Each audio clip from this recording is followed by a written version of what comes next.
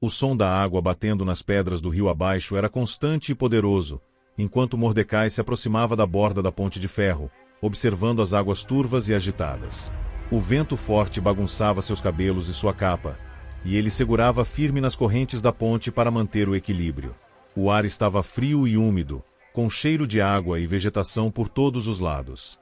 Ao longe, a floresta densa desaparecia nas sombras da noite que começava a cair. Um brilho estranho chamou sua atenção no meio da escuridão. Entre as árvores, uma antiga porta de madeira emergia do tronco de um carvalho centenário, entalhada com símbolos que ele não reconhecia. Mordecai hesitou, mas sua curiosidade falou mais alto. Ao tocar a superfície áspera, uma corrente elétrica percorreu seu braço e o portal se abriu com um rangido. Do outro lado, não havia floresta, mas uma sala circular com paredes cobertas de espelhos que refletiam seu rosto dezenas de vezes, cada reflexo mostrando uma expressão diferente. Ele recuou, mas o portal se fechou abruptamente, deixando apenas o carvalho intacto. Na manhã seguinte, Mordecai conheceu Sora, uma estudante de história que investigava fenômenos semelhantes. Ela mostrou registros de portais surgindo em templos antigos e estações de trem movimentadas, sempre seguidos por relatos de desaparecimentos e visões fugazes de versões alternativas da cidade. Juntos, foram ao templo de Acusa, onde uma porta dourada havia aparecido no meio do jardim de pedras. Ao atravessá-la, viram uma versão abandonada de Kyoto, com arranha-céus tomados pela vegetação e ruas desertas. Um relógio de bolso encontrado no chão marcava horas que não correspondiam ao mundo real. Enquanto Sora examinava o objeto, Mordecai notou movimento em uma janela distante.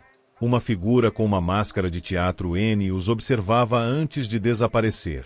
Quando retornaram, perceberam que horas haviam se passado no templo, embora para eles tivesse sido apenas alguns minutos. Naquela noite, Mordecai caminhou pelas ruas de uma cidade portuária, onde o cheiro salgado do mar se misturava à fumaça das fornalhas de ferro. A cidade era um centro comercial, mas os mercados estavam vazios naquela noite sombria. Ele notou um olhar estranho e inquietante de um desconhecido em uma das lojas, algo que o fez sentir como se estivesse sendo observado. O homem, vestindo um sobretudo gasto, segurava um mapa antigo com marcações idênticas aos símbolos da porta na floresta. Antes que Mordecai pudesse se aproximar, o estranho desapareceu em um beco escuro, deixando para trás um pedaço de papel com uma sequência numérica, 1239. De volta à capital, Sora decifrou a sequência como coordenadas que os levaram a uma antiga estação de metrô subterrânea. Lá, encontraram Ren, um engenheiro que estudava anomalias temporais. Ele explicou que os portais eram fissuras em uma rede de realidades sobrepostas, mas alertou sobre os perigos de perturbar o equilíbrio. Enquanto conversavam, uma porta prateada surgiu na plataforma do trem. Atrás dela, viram uma versão de Kyoto onde tecnologia coexistia com rituais ancestrais. Uma mulher com um kimono tecido com circuitos os guiou até um artefato pulsante, uma esfera luminosa que reagia a pensamentos. Por um momento, Mordecai viu memórias que não eram suas. Uma guerra entre facções tentando controlar as fissuras, um pacto quebrado e um grupo chamado Círculo Obsidiano que queria fechar todos os portais permanentemente. Antes que pudessem questionar a mulher, o portal se dissolveu e a esfera se apagou. Ren sugeriu que cada portal era um teste, mas Sora temia que estivessem sendo manipulados. Ao amanhecer, Mordecai sonhou com o homem da loja, agora sem máscara, revelando cicatrizes que formavam os mesmos símbolos dos portais. Ele sussurrou: "Você já está do outro lado." Ao acordar, Mordecai encontrou um envelope em sua porta com uma foto desbotada. Ele mesmo, quando criança, ao lado do homem da loja, em frente a um portal que não conseguia lembrar. Segurou a fotografia com as mãos trêmulas. A imagem desbotada queimava em sua mente. A criança na foto sorria, mas o homem ao lado, o mesmo do porto, tinha um olhar vazio, como se já conhecesse o futuro.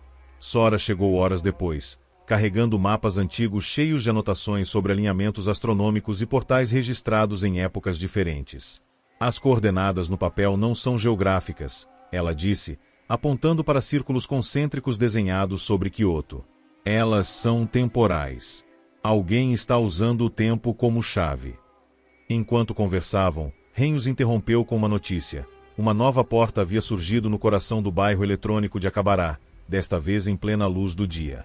Diferente das outras, era translúcida, como gelo, e atraía multidões curiosas.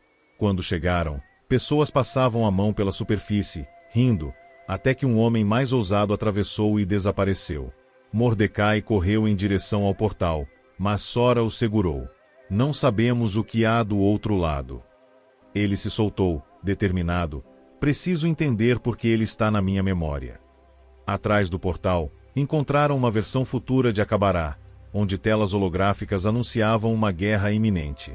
Robôs humanoides patrulhavam as ruas, e cartazes com o símbolo do círculo obsidiano, um anel de pedra com uma fenda, cobriam as paredes. Um dos robôs os detectou e disparou um alarme, forçando-os a se esconderem em um beco.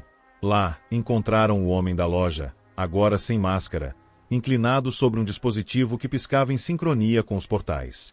Vocês não deveriam estar aqui, ele disse, com voz rouca. Cada passagem entre os mundos enfraquece o véu. O círculo vai matar vocês para proteger o equilíbrio. Antes que pudessem responder, uma explosão sacudiu o prédio. Sora puxou Mordecai para trás de uma pilha de caixas, enquanto o homem desaparecia em uma nuvem de fumaça. Quando a poeira baixou, viram soldados do círculo obsidiano arrastando civis para uma nave metálica. Um deles carregava uma versão da esfera de luz que haviam encontrado antes, agora crepuscular e instável. Ren surgiu de repente, agarrando Mordecai pelo braço. Essa realidade está colapsando. Se ficarmos, seremos apagados com ela. De volta a sua Kyoto, Mordecai confrontou Sora sobre a fotografia. Ela hesitou, então revelou ter encontrado registros de um experimento nos anos 80, onde crianças eram expostas a portais para testar sua adaptabilidade. O homem da loja era um dos cientistas. Ele desapareceu quando o projeto foi abandonado, até agora. Mordecai sentiu um aperto no peito. E se eu fosse uma dessas crianças? E se essas memórias não forem minhas, mas de outra versão de mim? Sora não respondeu. Naquele momento, um estrondo ecoou pela cidade. Uma porta colossal emergia do mar, sua superfície refletindo ondas de um oceano que não existia em seu mundo. Ren ligou, com voz urgente, é a última. Se ela abrir, todas as realidades vão se fundir. E não sabemos o que vai sobrar. Mordecai correu em direção ao cais, onde o portal do mar se erguia como uma montanha líquida, distorcendo o horizonte com ondulações azuis e prateadas. Sora e Ren o seguiram, carregando equipamentos para medir as anomalias. A cidade inteira parecia paralisada. As pessoas encaravam o fenômeno, enquanto outras desapareciam ao tocar a superfície do portal. Ela está puxando realidades adjacentes, gritou Ren, ajustando um sensor portátil. Se alcançar a massa crítica, todos os mundos vão se fundir em um só. O homem da loja, agora identificado como Dr. Dominique, apareceu no deck de um barco abandonado, segurando a esfera crepuscular. Vocês não entendem, ele disse, sua voz ecoando como se viesse de longe. Essas portas são válvulas de escape. Sem elas, o peso das escolhas humanas destruiria todas as realidades. O círculo obsidiano quer fechá-las para preservar a ordem, mas estão apenas adiando o colapso. Mordecai avançou, mas Dominique o deteve com um gesto. Você foi a primeira criança a sobreviver ao experimento. Suas memórias são fragmentos de todas as versões de você que existiram. É por isso que consegue atravessar os portais sem se perder. Sora interrompeu, apontando para a esfera. Ela não está instável. Está evoluindo. Você está usando a energia dela para forçar a fusão, não é? Dominique sorriu com tristeza. Alguém precisa pagar o preço. Se todos os mundos se tornarem um, não haverá mais escolhas, apenas um único caminho. Enquanto discutiam, o portal do mar começou a sugar objetos e pessoas, criando um redemoinho de luz e sombras. Mordecai viu versões alternativas de si sendo tragadas, um empresário, um músico, um soldado. Cada uma delas desaparecia com um grito silencioso. Dominique estendeu a esfera. Se você a destruir, as portas se fecharão, mas as realidades sobreviverão separadamente. Se usá-la para completar a fusão. Mordecai pegou a esfera, sentindo seu calor pulsar em sincronia com seu coração. Memórias que não eram suas inundaram sua mente. Dominique abraçando uma criança, ele próprio em um laboratório, dizendo, Sinto muito, mas isso é necessário. Sora agarrou seu braço. Não deixe ele te manipular. Você não é um experimento. É a soma de todas as suas escolhas. Mordecai fechou os olhos. Quando os abriu, a esfera brilhava com uma luz dourada.